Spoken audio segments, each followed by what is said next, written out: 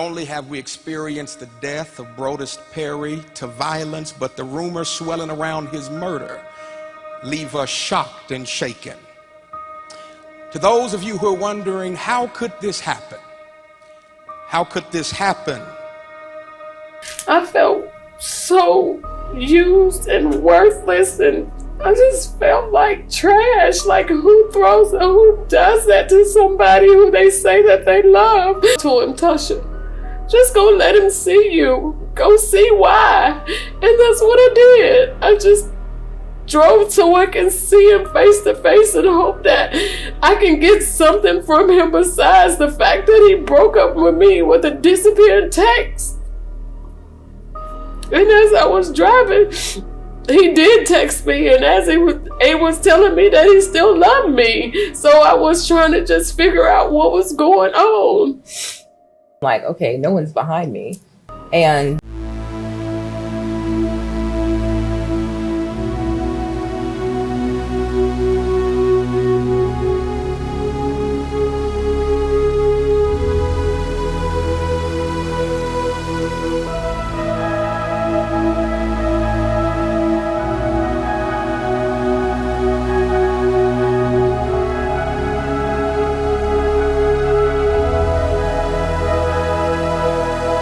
kind of blast, and then there was a little bit of a delay, a woman screaming, and then I heard some more, like probably 5 more. We are learning new information tonight about what led up to last week's murder of a pastor at Mississippi Boulevard Christian Church. Good evening, I'm Richard Ransom. And I'm Katina Rankin. Police reports scanner traffic and friends of Pastor Brodus Perry show a scorned mistress from Little Rock drove to Collierville over the man she loved. Local 24 News reporter Rebecca Butcher live with tonight's top story. Rebecca, you're reporting there from Collierville. Yeah, Katina, well, that suspect, Latasha Daniels, she's expected here in Collierville Town Court tomorrow morning. We got a chance to speak today to a friend of the now deceased Pastor Perry. She went to Florida A&M University with him several years ago. She told me that the news today was hard to believe. That's a Collierville cop after arriving Thursday night at the Meridian Park Apartments. Executive Pastor Brodus Perry was dying from 3 gunshot wounds. His wife was shot in the shoulder, and Latasha Daniels was holding a gun. We contacted one of Pastor Perry's friends in Florida. I was, really sad, and I was like, not Brodus. I'm like, he just moved. Like, didn't he just move to a new city? And the couple did just move to Collierville from Little Rock. That's where Perry's wife now tells police she and her husband knew Daniels from and never suspected an affair until Thursday night. She says as Daniels showed up, had a short visit, began to leave, she grabbed her gun and started firing, shouting, "You broke my heart." it appeared that they were from what the lady shared, that they had a relationship. And so I would say healing has to take place for the young lady who committed the crime, and also for the wife. Records show Daniels, a certified anger management specialist, was a member of Pastor Perry's former church in Little Rock. The two also worked together at a nonprofit. And this was such a dramatic situation. And for her to find out this information or whatever this lady is saying while her husband is being killed, I could have... On the night of April 4th, 2019, gunshots came from a second-floor apartment in Collierville, Tennessee. When police got to the unit, 36-year-old Pastor Brodus Perry was on the floor in the doorway of his apartment. He had been shot in the head, in the abdomen, in the back, and in the arm. His wife, Tabitha, had been shot in the shoulder. The woman who fired the gun was still inside the apartment. She was standing by the kitchen island, just a few feet from the door. She was in the process of reloading her 9mm Ruger with ammunition from her coat pocket. She was speaking softly to herself and would not respond to officers. Her name was Dr. Latasha Daniels. She was 39 years old, a licensed clinical social worker who ran her own practice, and a certified anger management specialist. She had driven nearly 3 hours from Little Rock, Arkansas, to that apartment. Earlier that same afternoon, she had purchased the gun. She and the pastor had been in a secret relationship for 2 years. His wife, Tabitha, the woman she had just shot, did not know about the affair until the moment the bullets started flying. This is a case about a pastor who preached the gospel but lived by a different set of rules. A therapist who helped other people manage their anger but could not manage her own. And a wife who tried to shield her husband's body while he was being shot, not knowing he had been lying to her for 2 years. Brodus Perry was a pastor at St. Mark's Baptist Church in Little Rock, Arkansas. His role was assimilation, helping new members feel welcome, helping current members stay connected, building community within the church. He ran a leadership program and oversaw what the church called life groups, smaller collections of people who met regularly for Bible study. I walk up to Brodus and introduce myself when we start talking and ask Brodus what he did. And I'm, connected with assimilation and young adults. And I say, well, I work with the young adults too. And so kind of from that, that was kind of our first connection. We know that the gospel saves. We know that the gospel strengthens. We know that the gospel sustains, but the gospel also unifies us. That's right. And I think that's what we need to, not just as young adults, but I think that's ultimately what we need to do as a church, to realize that the gospel unites us. Hi, St. Mark. This is Bro P here with another segment of Me and Bro P. Hi, St. Mark. It's another segment of Me and Bro P. I'm here with Anthony Moore, a life group member, to talk about his life group experience. So, Anthony, tell me about life groups. What's been your experience so far? The congregation at St. Mark's was around 6,000 people. Brodus was well liked. He worked closely with the senior pastor, Philip Pointer, Pastor P, and the two had become close friends. In late 2018, Brodus was offered a position at Mississippi Boulevard Christian Church in Memphis. It was a step up. He and Tabitha moved to Collierville, Tennessee, a suburb about 25 miles from Memphis. They had been in their new apartment for 5 months when Latasha Daniels showed up at their door. Latasha Daniels held a doctorate in social work. She ran a private practice called The Root Behavioral Health out of her office in Little Rock. One of her certifications was in anger management. She also founded a nonprofit called Links of Love that helped young people build resilience through adversity. On the nonprofit's page, she posted quotes like, "Conflict can be a learning tool to enhance self-awareness," and "Just because someone hurt you does not give you the license to hurt others." Her personal life had been harder than her credentials suggested. She got pregnant at 17. Her father, a pastor, made her marry the baby's father. That marriage ended in divorce, and she felt like her father blamed her for it. She married a second time, a man named Brian. By early 2019, that relationship was falling apart too, and Brian refused couples counseling. Latasha didn't want to see a therapist herself. She was a therapist. She was afraid of being talked about in her own professional circles, so she went to her church instead. She asked a pastor she trusted for spiritual guidance.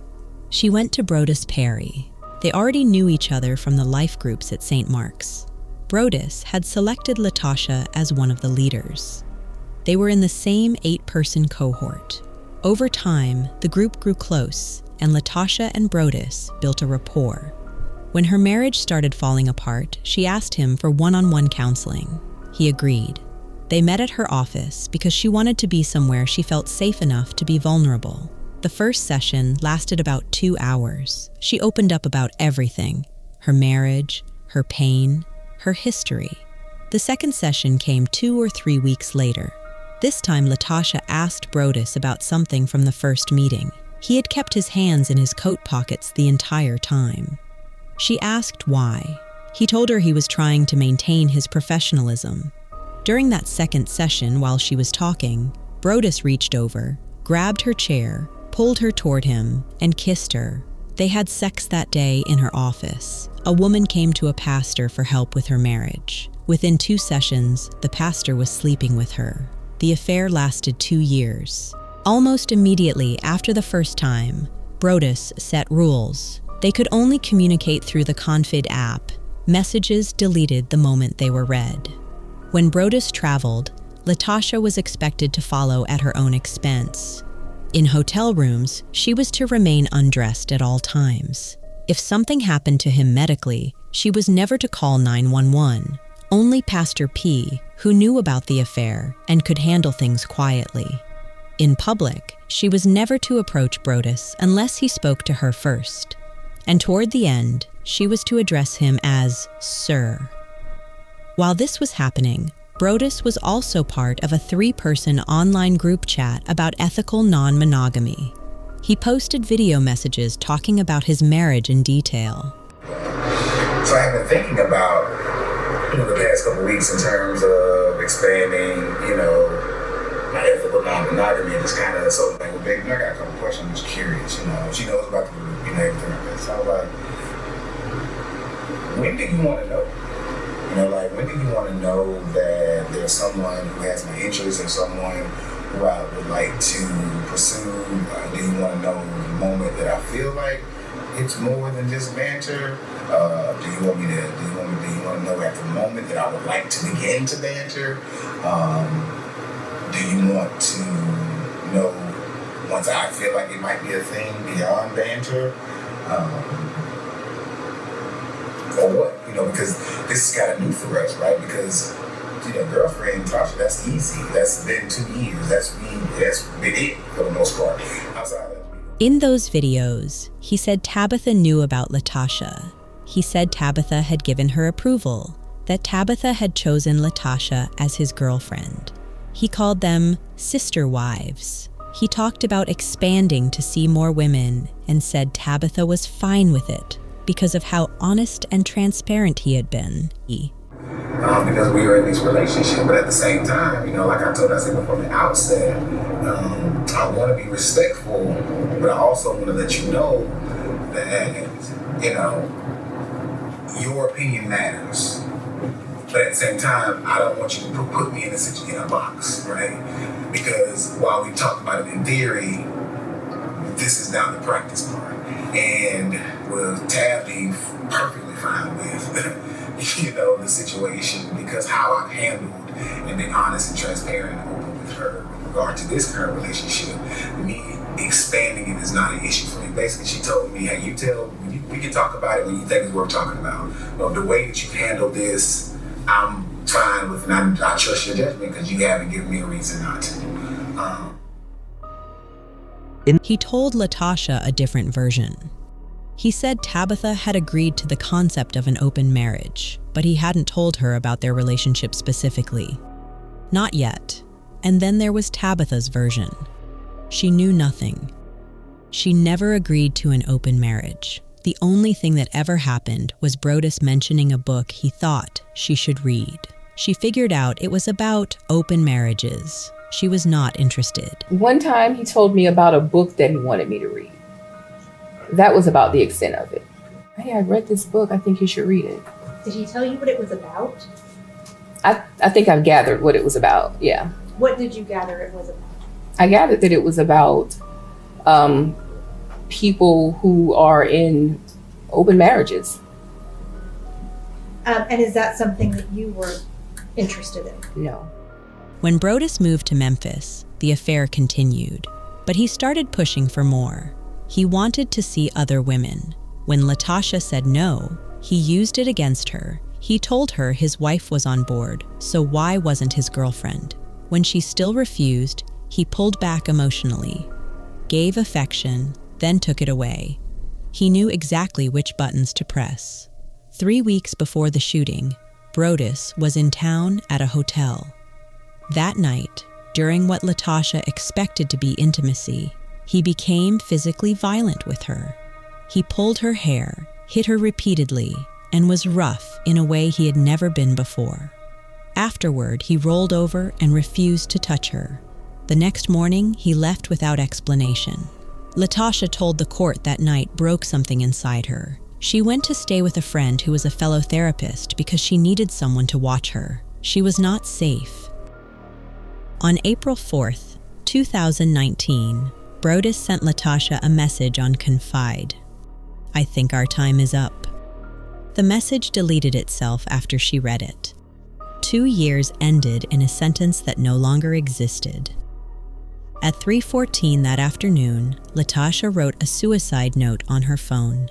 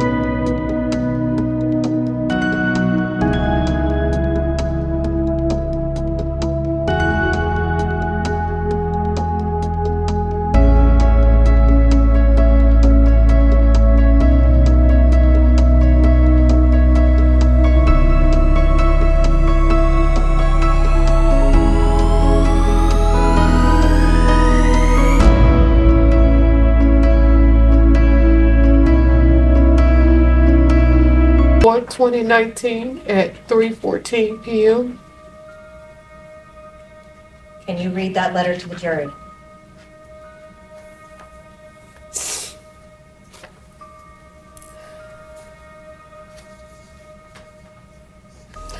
To my family, I'm sorry that I have let you down. I tried my best to be the person you all thought I was. I tried to be the person you could count on and be proud of. However, I have been depressed for a long time. I did well with coping until the past 2 years. My world changed February 24th, 2017. And the shit just keeps getting worse. I know what I have been through may be nothing to some. And you don't understand why I couldn't bounce back. I have fought hard for so long to keep things together. I didn't trust anyone to know deep down how bad I was struggling. Only a handful of people knew, but they couldn't help me. To my fellas, I'm so sorry that I have let you down. I have fought hard to be the best mother I could be to each of you. I pray that what I have taught you was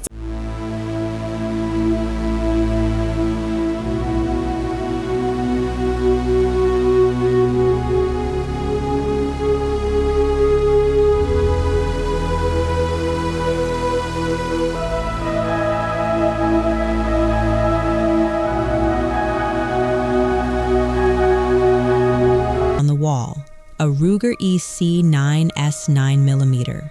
She went home, loaded the gun, put extra bullets in her coat pocket, and drove toward Jacksonville Park in Arkansas, a park she chose because the name and the location connected to the 3 men who had caused her the most pain in her life. Brodus, her ex-husband, her father. She was going there to kill herself. On the way, she saw the exit sign for Memphis. She took it. Latasha drove nearly 3 hours to downtown Memphis. She found Brodus outside a cigar lounge she knew he went to on Thursdays. She walked past him without speaking. He called out to her. They talked. According to Latasha, they reached an agreement. He would go home and they would finally tell Tabitha about the affair together. If Tabitha accepted it, they would start fresh. If she didn't, they would end things for good. Latasha drove to the apartment and arrived first. Tabitha opened the door, hugged her, and invited her inside. They sat on the couch and talked about tennis for about 20 minutes. When Brodus walked in, he showed no surprise. He said, "This is not a surprise. I thought you had some keto cookies for me." He poured Latasha a bourbon. He sat down and made small talk about her staying the night, mentioning they'd need to clear the clothes off the guest bed. But he never brought up the affair. He never started the conversation they had agreed to have. He gave Latasha no eye contact, and she slowly realized he was not going to tell Tabitha anything. She decided to leave. Tabitha walked her to the door, telling her to watch out for police since she'd been drinking. Latasha asked Brodus to walk her out. He refused. She reached into her coat pocket for her car keys. The gun was in the same pocket. Latasha fired. Brodus was hit multiple times. He went down in the doorway. Tabitha ran toward him and got on the ground, covering his head with her body to protect him from more shots. Latasha yelled at her to move. Tabitha wouldn't move. Latasha shot her in the shoulder. As she fired, Latasha said one thing clearly enough for Tabitha to hear it. "You broke my heart." Brodus Perry died from his injuries. Tabitha survived. At trial in November 2025, the defense argued Latasha experienced a mental health crisis. The gun was purchased for herself, not for the pastor. The prosecution laid out the timeline. The gun, the ammunition, the 3-hour drive, the 20 minutes of small talk, and the shooting. The prosecutor's closing argument was the strongest moment of the trial.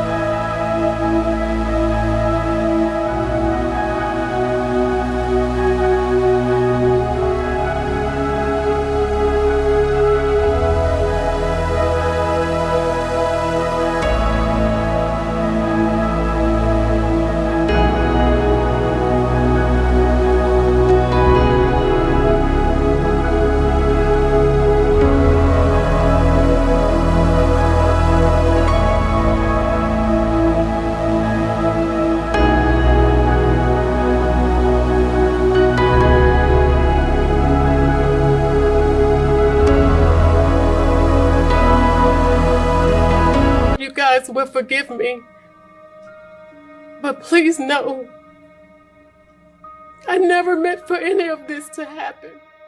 Brodus Perry was 36 years old. He preached the gospel and lived by a different book. He told his wife one thing, his girlfriend another, and strangers on the internet a third version. He used his position as a pastor to begin a sexual relationship with a woman who came to him at her most vulnerable, then controlled her with rules for 2 years, and ended it with a message that erased itself.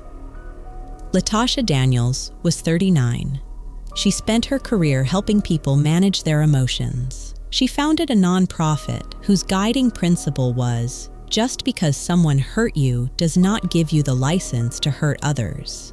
And then she bought a gun, drove 3 hours, and violated her own principle in the worst way possible. And Tabitha Perry, the only person in this story who did nothing wrong, covered her husband's body with hers while the truth about her marriage came out in bullets. Well, at some point I got on the ground, and I can't remember if I got on the ground immediately, but I was on the ground and I was kind of hovering over him, kind of in my mind. I'm like, let me cover his head, so he doesn't get shot anymore. And, she was yelling at me to move, and I wouldn't move. So I got shot. These cases spark conversation for a reason. If you are in a position of authority, a pastor, a counselor, a teacher, the people who come to you for help are trusting you with their vulnerability. That trust is not yours to exploit. And if you are in a relationship that is causing you pain so deep you are thinking about ending your life, please call or text 988. The Suicide and Crisis Lifeline is free, confidential, and available 24 hours a day. Subscribe if you haven't already, and I'll catch you in the next one. Thanks for watching.